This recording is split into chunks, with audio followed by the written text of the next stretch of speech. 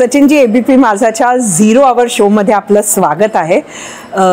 खरं तर ही ISPL अत्यंत एक्साइटिंग अशी संकल्पना आहे, पण ही मूळ संकल्पना आली कुठून?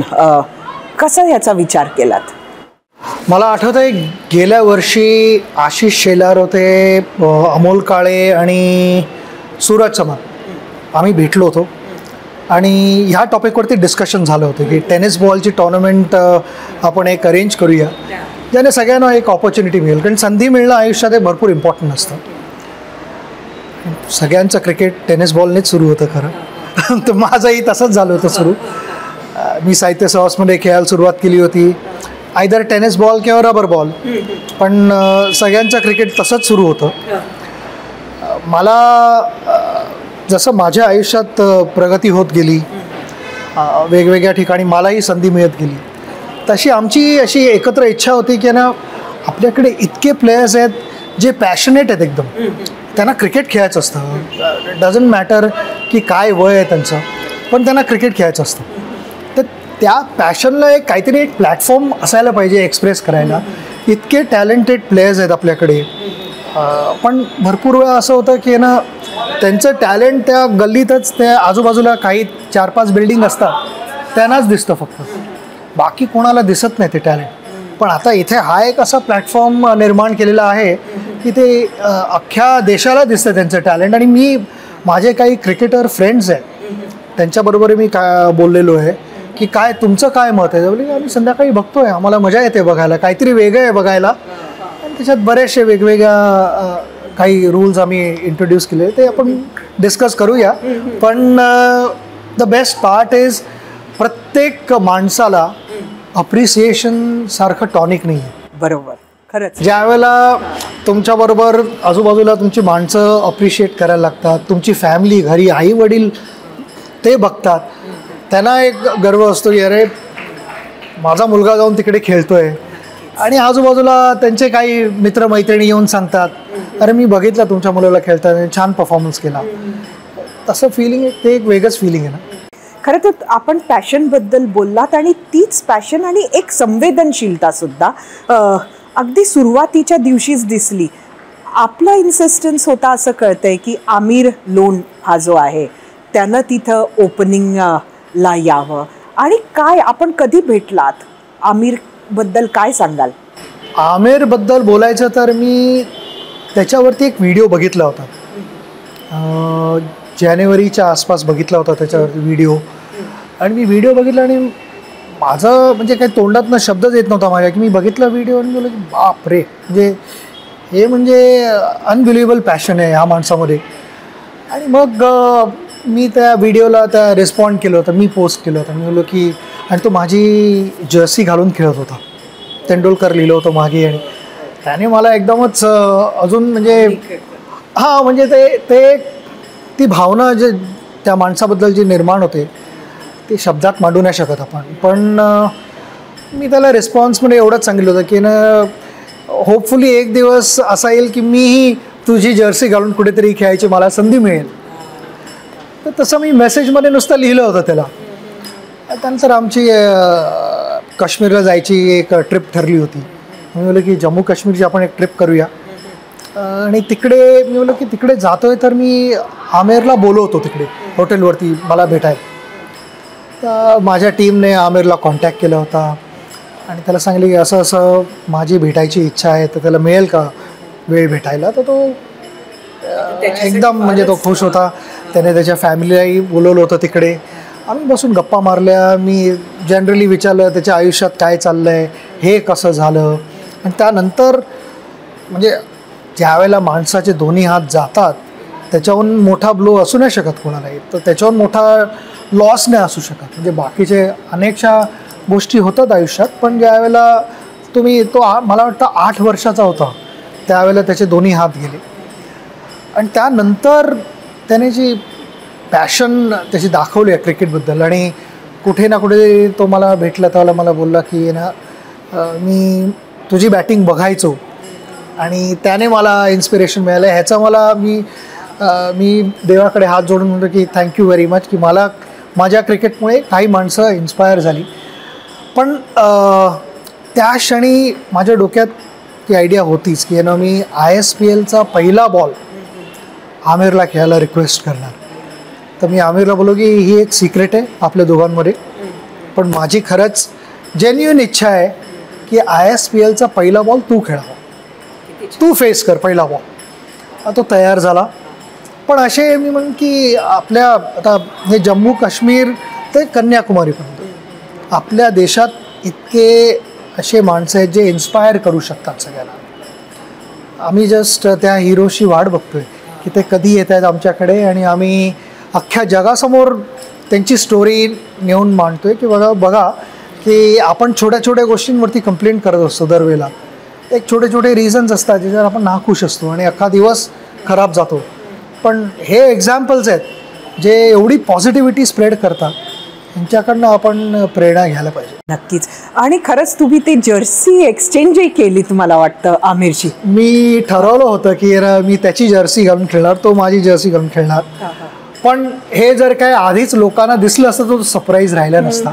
शेवटपर्यंत कोणालाही माहिती नव्हतं, फक्त मला आणि आमिरला आणि टीमला माहिती होतं, आमच्या कोअर टीमला माहिती होतं, बाकी कोणालाही माहिती नव्हतं. म्हणून मी माझी जर्सी आधी घातली होती आणि त्याच्या आत आमिरची जर्सी घातली होती की मी ग्राउंडवरती जाऊन काढीन, त्यावेळेला मी आमिरला बोलवीन आणि सगळं काही ठीक झालं.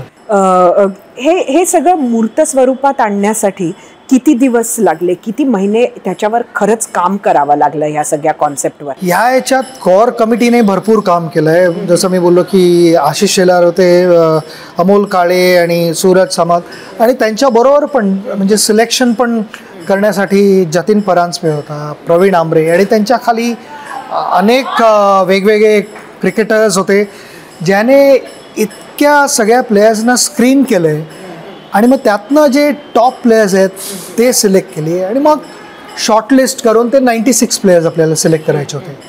तर ही टोर्नामेंट सुरू करायची म्हणजे एक आपण म्हणून खाऊ नव्हता. भरपूर मेहनत करायला लागली. आणि क्रिकेटिंग पॉईंट ऑफ व्ह्यू जर काय बघायचं असेल तर रूल्स आणि हे सगळे माझी कॉन्ट्रीब्युशन होती त्याच्यात. माझे क्रिकेटर फ्रेंड्सबरोबर पण मी डिस्कस केलं, जतीन आणि प्रवीण पण होता, त्यांच्याबरोबर पण डिस्कस केलं. आणि मग आपण कसं गेम कसा एक्साइटिंग करू शकतो, एंगेजिंग करू शकतो ऑडियन्ससाठी. प्लेयर्ससाठी तर असायलाच पाहिजे, पण तो स्टँडमध्ये जे बसले आहेत किंवा जे टी व्हीवरती बघतायत त्यांनाही तेवढीच मजा यायला पाहिजे, त्यांनाही तेवढंच अनसर्टन्टी फील व्हायला पाहिजे की बाबा गेममध्ये बऱ्याचशा गोष्टी आहेत, वेगवेगळे रूल्स इंट्रोड्यूस केलेत ज्याने गेम फिरू शकतो, कधीही फिरू शकतो. म्हणून आम्ही त्याला नाव पण दिलं की 50-50 म्हणून एक रूल आहे, जिथे तुम्ही बॅट्समन जे बॅटिंग करतायत त्यांना संधी मिळते की तुम्ही बॉलर सिलेक्ट करा, पण त्या ओव्हरमध्ये मात्र 2 बॅट्समनना मिनिमम 16 रन करायला लागतात. आणि जर काय 16 रन केले त्याने तर त्यांना 50% रन्स जास्त मिळतात. म्हणजे त्यांची actual total end of the over 24 होते जर काय त्याने 16 केले तर. आणि तसंच जर काय जितके जास्त रन्स करत जातील तेवढे त्याचे एक्झॅक्टली जेवढे रन्स केलेत त्याचे 50% तुम्हाला बोनस म्हणून मिळतात. पण जर काय 16हून कमी रन्स केले असतील, तुम्ही जर काय 14वरती अडकलात किंवा 12वरती अडकलात तर तुम्हाला 14चे 7 होणार रन्स, 50% कमी होणार. तर ती ओव्हर अशी आहे की ती मी म्हणेन की थोडक्यात डिसायसिव्ह ओव्हर आहे की जर काय टीम ए जर काय चांगली नाही खेळली तर टीम बी असते ती बेनिफिट करून जाते की त्यांना लगेच फरक पडतो त्याचा. आणि त्या ओव्हरमध्ये गेम चेंज होऊ शकतो. आणि मी बघितलं गेम चेंज होताना प्लेयर्स, मला टीमचं नाव आठवत नाही पण एका टीमला 2 रन पाहिजे होते 2 बॉलमध्ये. आणि मित्रांबरोबर बसून मी डिस्कस करताना बोललो की ह्या बॉलला हा जर काय सिंगल घेऊन गेला आणि पुढच्या बॉलला पण सिंगल घेतली तर हे ना 16चे 24 रन होतील. पण तोच जर काय मारायला गेला आणि आऊट झाला आणि हे 15वरती अडकले तर हे डायरेक्ट 7 रनवरती जाणार. म्हणजे 17 रनचा फरक पडतो. आणि 17 रन म्हणजे ऑलमोस्ट 1.5 ओव्हर्स किंवा 2 ओव्हर्स. तर तेवढा इम्पॅक्ट होऊ शकतो त्या एका ओव्हरचा. पण हे असं करावं म्हणजे त्याच्यात एक एक्साइटमेंट यावी आणि काहीतरी वेगळे पण असावं, हाच उद्देश होता का? मला जनरली तो एक इंटरेस्ट निर्माण करायचा होता. आणि आपण म्हणतो की अनप्रेडिक्टेबिलिटी असायला पाहिजे गेममध्ये. अनप्रेडिक्टेबिलिटी नसेल, एक मोनोटनी असेल की ना सगळं माहिती आहे की आपण स्टँडमध्ये बसलो, आता माहिती आहे की आता हे होणार, मग पुढच्या ओव्हरला असं होणार, मग त्याच्या पुढे बॅट्समन हे करणार ते करणार, ते भरपूर एकदम सेम होऊन जातं आणि रेपिटेटिव्ह होतं. तर मला ते अवॉइड करायचं होतं. म्हणून आम्ही अजून एक रूल पण इंट्रोड्यूस केला होता की टेप बॉलचं, की बॉलच्या एका बाजूला टेप लावायची आणि मग बॉल रिव्हर्स स्विंग व्हायला लागतो, की जो आम्हाला टेस्ट क्रिकेटमध्ये बघायला मिळतो. आणि भरपूर वेळा असं झालं की मला ज्या वेळेला वाटायचं की समोरच्या टीमकडे चांगले रिव्हर्स स्विंग टाकणारे बॉलर आहेत, तर मी अशी प्रॅक्टिस करायचो. ही सीझन बॉलसाठी प्रॅक्टिस असायची, पण टेनिस बॉलने प्रॅक्टिस असायची. तर मी केलेली आहे ही प्रॅक्टिस, म्हणून मी एवढा कॉन्फिडंट होतो की हा रूल नक्की सक्सेसफुल होणार आणि बॉलर्स पण एन्जॉय करतात. एकदा त्यांना कळायला लागलं की आपण बॉल कसा टाकायला हवा आणि बॉल कशा प्रकारे स्विंग होतोय, किती स्विंग होतोय, ही एकदा आयडिया आली की मी माझ्या मागच्या इंटरव्ह्यूमध्ये पण मी बोललो की टेप बॉल बॉलर स्पेशलिस्ट म्हणून एक जागा ते स्वतःसाठी निर्माण करतील. आणि जसे बॅट्समन चांगल्या व्हॅल्यूला जात आहेत, तर मला वाटतं की एक वेळ अशी येणार आहे आणि ती वेळ जास्त दूर नाही आहे आपल्यावर, की बॉलरला पण टेप बॉल स्पेशलिस्ट बॉलर म्हणून टीममध्ये येणार आहे, की जो गेम चेंज करू शकतो येऊन आपल्या बॉलिंगवरती. पण नॉर्मली लोकांना सिक्सर आणि बाउंड्रीज बघायला आवडतात. मला वाटतं की टेप बॉलने गेममध्ये असा एक इंटरेस्ट आणि एक सेगमेंट निर्माण केलेला आहे की टेप बॉलची ओव्हर जर काय बॉलर टाकत असेल, तर जेवढं मी आत्तापर्यंत बघितलं आहे बॅट्समन थोडे सावध असतात आणि त्यांचं थिंकिंगच चेंज होतं आहे की ना बाबा ह्या ओव्हरला विकेट नाही द्यायची, थोडे कमी रन झाले चालतील पण विकेट नाही जायला पाहिजे. पण त्यातही हळूहळू जसा वेळ जात जाईल बॅट्समन पण फिगर आउट करतील की ना बाबा टेप बॉल इकडनं सुरू होतं आहे, तर माझा डावा पाय कुठे पडायला पाहिजे की मला तो बॉल मारता पण येईल, नुसता ब्लॉक नाही पण मारता पण येईल. पण ते खेळून खेळून थोडं त्यांना सवय होईल. पण ओव्हरऑल मला टेप बॉल इंट्रोड्यूस करायचा होता, कारण हा जास्त लोकांनी असा टी व्हीवरती बघितला नाही आहे आणि हा rule over a period of time engaging असणार. आपण बाउंड्रीचे पण काही नियम बदलले आहेत, म्हणजे 9 रन्स आम्ही 9 रन्स ठेवलेत, कारण टेनिस बॉलने लांब मारणं कठीण आहे, तेवढं सोपं नाही आहे. आणि जे मी टॅलेंट बघतो की ते बॅट्समन सिक्सेस मारत आहेत, म्हणजे बघायला खरंच मजा येते. काही शॉट्स म्हणजे अप्रतिम शॉट्स आहेत. म्हणजे 6 आहे का? 6 आहे, ती 6 आहे, पण एक सर्टन डिस्टन्स कव्हर केलं, स्टँडमध्ये गेला बॉल, तर त्याला आम्ही 9 रन देतोय. अच्छा, की तो एक बोनस की ना तेवढा लांब बॉल मारणं ही एक कला आहे, ती सहजासहजी होत नाही. ते थोडंफार हॅट्रिक सारखं आहे, तर ते असं सहजासहजी आपल्याला बघायला मिळत नाही. इनफॅक्ट 2 दिवसाआधी if I am not mistaken Shreyas म्हणून एक प्लेअर, त्याने मला वाटतं पहिले 9 मारले, मी बघत होतो. तर मी पण एक्साईट झालो थोडा की अरे 9 स्कोअर केले. तर मॅच जर काय लास्ट बॉल 7 रन किंवा 8 रन आहेत, तर match is not over. Match आपण म्हणतो की ना शेवटच्या बॉलपर्यंत अलाईव्ह असायला पाहिजे आणि लास्ट बॉललाही तुम्ही 9 रन करून जिंकू शकता मॅच. म्हणजे तुम्हाला ती मॅच पाहताना सुद्धा तेवढीच एक्साइटमेंट वाटते स्वतःला? मला मी पॅशनेट आहे गेमबद्दल, तर मला कुठेही आता आपण इथे बघतो या मुलांना खेळताना मला एन्जॉय करतो मी हे बघणं. पण टेनिस बॉलच का ठरवला तुम्ही? आय थिंक जसं मी आधी बोललो की टेनिस बॉलने सगळे सुरुवात करतात. अशी कुठे असं रूल नाही आहे की बाबा टेनिस बॉलने तुम्ही नंतर सीझन बॉलनेच घ्यायला होते तिकडनं. काही जण टेनिस बॉलमध्ये एक्सपर्ट आहेत, तर त्यांचं टॅलेंट ज्या एरियामध्ये आहे तिथे त्याने जेवढं वर जाता येईल तेवढं वर जायला बघायला पाहिजे.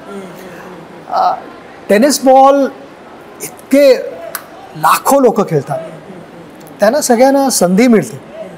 आणि बरेच जण असे आहेत की ना इनफॅक्ट काल तर 14 वर्षाचा मुलगा खेळला, त्याच्या आधी 42 वर्षाचा एक माणूस खेळला होता.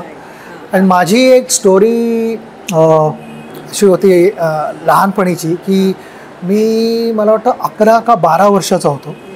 आमच्या मुंबईच्या अंडर 15 सिलेक्शनसाठी ट्रायलसाठी गेलो होतो. माझी बॅटिंग अप्रतिम झाली होती, दर बॉल बॅटच्या मध्ये लागला होता, पण माझं सिलेक्शन झालं नव्हतं. तर मी नाराज होतो. मी भावाला विचारलं की काय मी एवढी बॅटिंग चांगली केली पण मला सिलेक्ट नाही केलं का, कुठे काय चुकलं माझं. तर मी एक पण बॉल थोडा पण बॅटच्या एजला लागला नव्हता कुठे, सगळे बॉल मिडल झाले होते, मनासारखी बॅटिंग झाली होती. तर सिलेक्टरने माझ्या भावाला सांगितलं होतं, कारण माझा भाऊही खेळत होता क्रिकेट, त्यालाही आयडिया होती. त्याने सांगितलं की अजून थोडा लहान आहे, थोडा पुढच्या वर्षी आपण बघूया. पण ती गोष्ट मला खटकली होती, गेलो माझ्या वयाकडे का बघता येते, मी कसा खेळतो हे बघायला पाहिजे. आणि म्हणून ह्या टेनिस बॉलसाठी आम्ही ठरवलं की कुठेही एज ग्रुपचं बॅरियर नसायला पाहिजे, की आपण तो एक रूल आपण इंट्रोड्यूस करतो की ना अंडर 18 नॉट अलाउड किंवा काय. तर काल आपल्याला ते बघायला मिळालं नसेल, 14 वर्षाचा मुलगा किंवा जर काय 40 वर्षापर्यंतच आणि त्याच्या पुढे नाही जाऊ शकत, तर दॅट इज ऑल्सो अनफेअर. मला वाटतं जोपर्यंत प्लेयर फिट आहे आणि पॅशनेट आहे तोपर्यंत त्याला संधी मिळायला पाहिजे जाऊन खेळायला. ही लीग सध्या राष्ट्रीय पातळीवर खेळल्या जाते, याला पुढे कसं नेणार, ह्याचा आंतरराष्ट्रीय फॉर्मॅट येणार आहे का? विचार चालू आहे, कारण आम्हाला रिस्पॉन्स एवढा चांगला मिळाला आहे. आंतरराष्ट्रीय तर पातळीवरती घेऊन जायचा विचार आहेच आहे, पण इनफॅक्ट मी म्हणेन की विदिन इंडिया पण भरपूर जणांनी एन्क्वायरी केली की आपण काय अजून जास्त टीम्स इंट्रोड्यूस करण्याचा काही बेत आहे का, विचार केला आहे का, डिस्कशन कधी होणार आहे काय.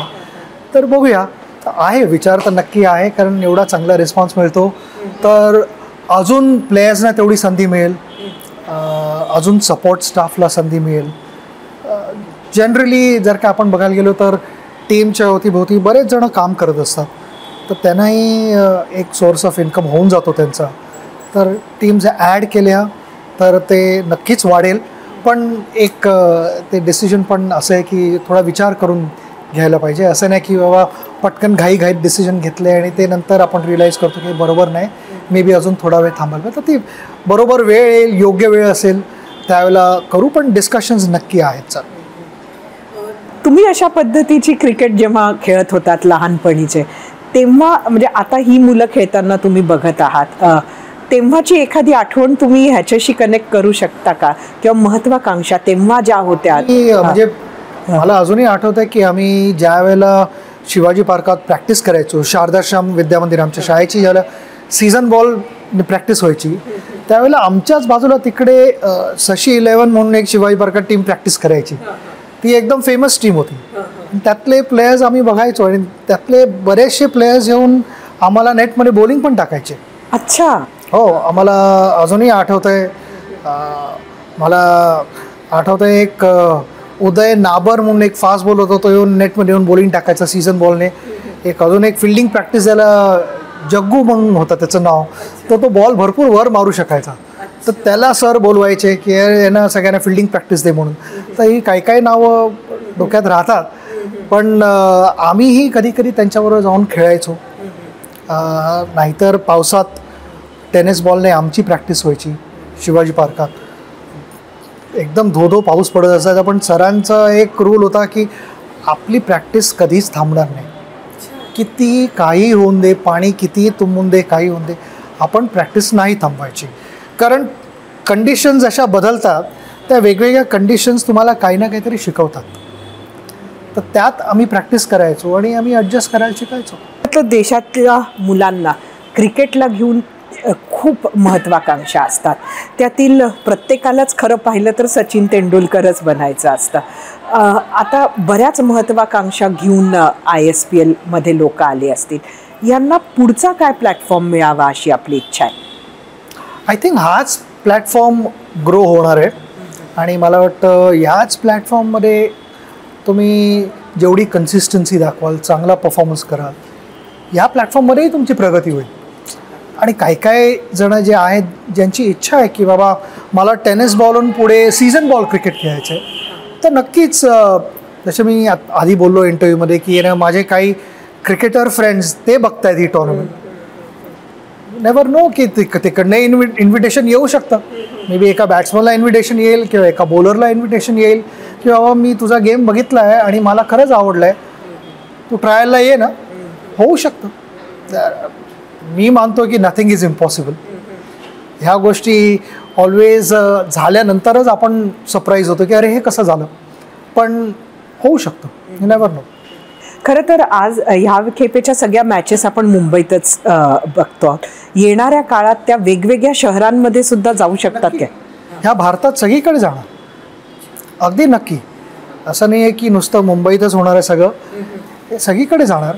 आणि आमची इच्छाही तीच आहे की सगळीकडे जायचं, जेवढं आपल्या देशात वेगवेगळ्या ठिकाणी जाऊन त्यांना तो क्रिकेटसाठी जो इंटरेस्ट निर्माण करता येईल, अजून जास्त जनरेट करता येईल क्युरिओसिटी, आणि जे एक संधी मिळते प्लेयर्सना, प्रत्येकाला ते एक ड्रीम दाखवू शकलो आम्ही, तर वाय नॉट. तुम्ही लहान मुलांसाठी एक तर सचिन तेंडुलकर अकॅडमी सुरू केली आहे, त्यानंतर आता ह्या स्ट्रीट क्रिकेटसाठी आपण एक पुढाकार घेतलेला आहे. भविष्यात अजून काही वेगळे प्लॅन्सही आहेत का मनात? नाही, आय थिंक मला वाटतं क्रिकेटमध्ये ऑफकोर्स माझी अकॅडमी आहे आणि तिथे प्लेयर्स प्रॅक्टिस करतात. तिकडे एकदम सिस्टमॅटिक कोचिंग त्यांना दिलं जातं. टेनिस बॉलमध्येही आम्ही आता 101 मुलांना स्कॉलरशिप दिले ISPL मध्ये. तर आणि बाकीचे जे पार्टिसिपंट्स होते ज्यांचं सिलेक्शन त्यांना गोल्डन तिकीट मिळालेलं आहे. तर ह्या गोष्टी ऑब्व्हियसली जर काय तुम्हाला प्रोत्साहन द्यायचं असेल तर तुम्हाला राईट टाईमला त्यांना प्रोत्साहन द्यायला पाहिजे. आणि मला वाटतं की हा एक चांगला प्लॅटफॉर्म आहे. त्यांना प्रोत्साहन दिलं तर त्यानंतरच आपल्याला रिझल्ट्स बघायला मिळतील. तर मी हेच म्हणेन सगळ्यांना की नुसतं आम्हीच नाही, तुम्ही त्यांना प्रोत्साहन द्या, प्रेम दाखवा, अप्रिसिएशन करा. कारण जसं मी बोललो की अप्रिसिएशनसारखं एन्करेजमेंटसारखं टॉनिक नाही, ते एकदा तुम्हाला आजूबाजूने अप्रिसिएशन मिळालं की तुम्ही ग्राउंडवरती जाऊन अजून जास्त जोर लावता. सचिन तेंडुलकर क्रिकेट खेळू इच्छिणाऱ्या किंवा क्रिकेटचं पॅशन असणाऱ्या मुलांना काय सल्ला देतील? मी म्हणेन की पॅशनेट राहा. कारण पॅशन अशी एक गोष्ट आहे जी तुमच्या शेवटच्या श्वासापर्यंत तुमच्याबरोबर राहते. तुम्ही जर काय खऱ्या मनाने कुठेही शॉर्टकट न घेता प्रॅक्टिस केली आणि तुमचं जे स्वप्न आहे त्याचा पाठलाग केला, तुम्ही ऑलवेज म्हणतो की चेज युअर ड्रीम्स. कारण ड्रीम्स डू कम ट्रू आणि स्वप्न खरी होतात. मला वर्ल्ड कप जिंकायची संधी मिळाली आपल्या टीमबरोबर 2011मध्ये. तो माझ्या आयुष्यातला बेस्ट क्रिकेटिंग डे होता. त्याच्याहून मला वाटत नाही की मी कधी जास्त खुश होतो. कारण माझी अख्खी जर्नी, तो प्रवासच सुरू झाला होता वर्ल्ड कपची ट्रॉफी एक दिवस माझ्या हातात असायला पाहिजे म्हणून. तर मी म्हणेन की जे काही तुमचं स्वप्न आहे त्या स्वप्नाचा पाठलाग करा. कधीही हार मानू नका, कधीही असं डिसअपॉइंट होऊ नका. आणि ऑफकोर्स लाईफमध्ये उतार चढाव येतच असतात. तर त्यातनं काय तुम्हाला शिकायला मिळतं. कारण दर दिवस जर का आपण सकाळी बघितलं तर आपण काहीतरी एक एक्सपेक्टेशन घेऊन सुरू करतो दर दिवस, पण at the end of the day काही ना काहीतरी आपल्याला एक एक्सपिरियन्स मिळालेला असतो. ते दोन्ही जर काय कॉम्बिनेशन एकत्र आले तर पॉझिटिव्हिटी नेहमीच तुमच्यामध्ये होती की हे नाही? माझ्याबरोबर माझी टीम होती. मी नाही म्हणणार की मी एकट्याने करून दाखवलं, हे सगळं अजिबात नाही. नाही, म्हणजे ही जी तुम्ही ज्या पद्धतीनं आयुष्याकडे किंवा स्पोर्टकडे पाहावं, हे तुमचा नेहमीचा दृष्टिकोन. कारण मला त्या प्रकारे माझ्या आई वडिलांकडून एन्करेजमेंट मिळाली, तेवढा सपोर्ट मिळाला विदाऊट एनी प्रेशर. माझे वडील लेखक होते, प्रोफेसर होते. त्याने कधीच मला असं नाही सांगले की आता हे खेळणं मिळणं सगळं बंद कर आणि अभ्यास करायला. ते म्हणत होते की ज्यावेळेला तुला खेळायचं त्यावेळेला तू अभ्यासाचा अजिबात नाही विचार करायला पाहिजे, आणि ज्यावेळेला तू अभ्यास करतोयस त्यावेळेला खेळायचा नको विचार करू. पण त्याला लगेच रिअलाईज झालं की माझ्या आयुष्यात प्रगती एक वेगळ्या स्पीडला होते आणि मी शाळेत क्रिकेटमध्ये चांगली प्रगती करतो आहे. त्यामुळे कुठे ना कुठेतरी काही ना काहीतरी थोडं कॉम्प्रोमाइज करायला लागेल. तर मला बाबांनी स्पोर्ट्समध्ये एनकरेज केलं आणि ते मला फ्रीडम मिळाल्यामुळे, जी मी म्हणतो की माझ्या आयुष्यातली सर्वात मोठी गिफ्ट आहे, ते माझ्या आईवडिलांनी मला लहानपणी फ्रीडम दिलं आणि सांगले की तुला क्रिकेट खेळायला आवडतं, तू क्रिकेटमध्ये चांगलं करतो आहेस, तिकडे मेहनत कर, तिकडे जेवढा दम लावता येईल तिकडे दम लाव, जोर लाव आणि मेहनत कर. तर ह्याच्याहून मला मोठी गिफ्ट आयुष्यात कुठचीच नको होती. ते एक मला फ्रीडम दिलं होतं त्यांनी. सचिनजी खूप खूप धन्यवाद. 0 आवरमध्ये खास आपण आलात आणि ISPLच्या या पुढच्या जर्नीसाठी सुद्धा तुम्हाला आमच्याकडून खूप खूप शुभेच्छा. नमस्कार. Thank you very much. ABP माझा, उघडा डोळे बघा नीट.